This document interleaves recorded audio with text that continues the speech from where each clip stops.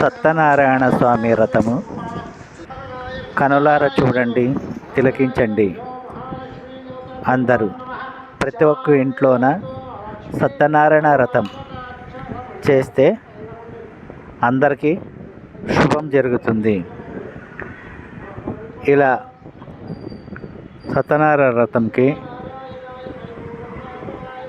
కుంభం నెత్తి మీద పెట్టుకొని గృహప్రవేశం చేసి ఆ తర్వాత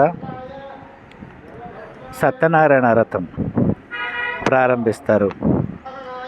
ప్రతి ఒక్క ఇంట్లోన నూతన గృహ ప్రవేశం చేసినప్పుడు ప్రతి ఒక్కరూ చేయాల్సింది ఇలాగా.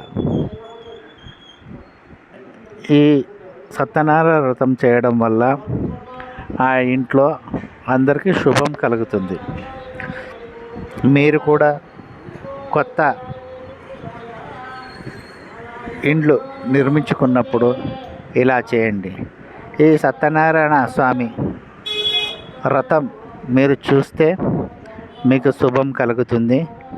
మీరు కూడా తొందరలో కొత్త ఇండ్లు నిర్మించుకుంటారు. అంతేకాక మీ ఇంటిలో సుఖ సంపదలు కూడా వెల్లువిరుస్తాయి.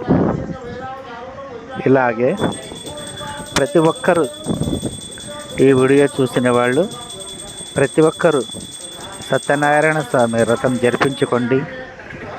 మీరు సంతోషంగా ఉండండి.